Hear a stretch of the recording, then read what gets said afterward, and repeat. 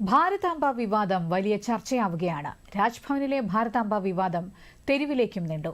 അതേസമയം ഭാരതാംബയോട് അവഹേളനമെന്ന് ചൂണ്ടിക്കാട്ടി ഗവർണർക്ക് പിന്തുണയുമായി ബിജെപിയും രംഗത്തെത്തി. രാജ്ഭവനിൽ എന്തു വേണമെന്ന് ഗവർണർ തീരുമാനിക്കുമെന്ന് കേന്ദ്ര സഹമന്ത്രി ജോർജ് കുര്യൻ പറഞ്ഞു. ഗവർണറുടെ അധികാരങ്ങൾ പാഠ്യപദ്ധതിയിൽ ഉൾപ്പെടുത്തുന്നത് സ്വാഗതം ചെയ്യുന്നു. ഭാരതാംബ ഏവരുടെയും അമ്മയാണെന്നും കേന്ദ്രമന്ത്രി പറഞ്ഞു. ഭാരതാംബയെ പറ്റി പാഠ്യവിഷയത്തിൽ ഏർപ്പെടുത്തുന്നത് വളരെ സ്വാഗതാർഹമാണ്.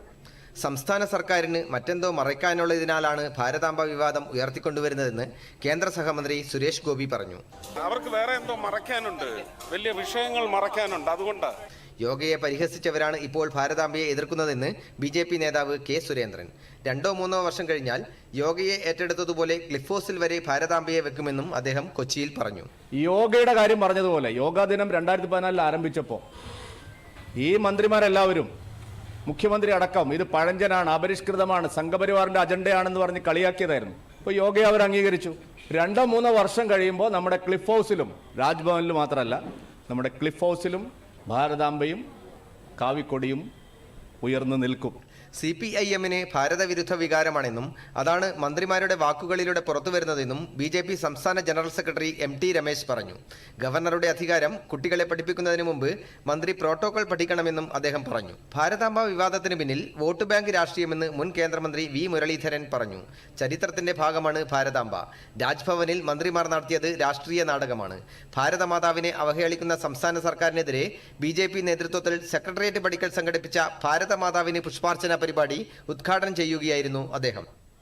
വോട്ടിന് വേണ്ടി 4 വോട്ടിന് വേണ്ടി നടക്കുന്ന ഈ അഭ്യാസം ഈ രാജ്യത്തിന്റെ പാരമ്പര്യത്തെ ചവിട്ടിമതിച്ചുകൊണ്ട്, ഈ രാജ്യത്തെ കോടിക്കണക്കിന് ആളുകളുടെ സ്വാഭിമാനത്തെ ചവിട്ടിമതിച്ചുകൊണ്ട് ആ സമീപനം സ്വീകരിക്കുന്നവരാരാണെങ്കിലും അവർക്ക് ചരിത്രത്തിൽ അവരുടെ സ്ഥാനം എന്തായിരിക്കും എന്നുള്ളത് ഈ രാജ്യത്തെ ജനങ്ങൾ വ്യക്തമാക്കും.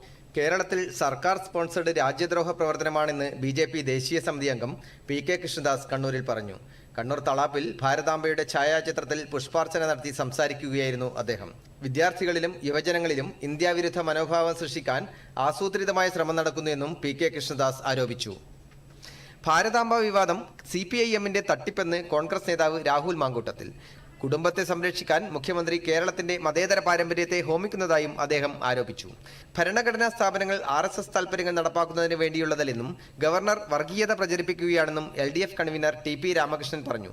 CITU സംഘടിപ്പിച്ച രാജ്ഭവൻ മാർച്ച് ഉദ്ഘാടനം ചെയ്യുകയായിരുന്നു അദ്ദേഹം. News desk, Doordarshan.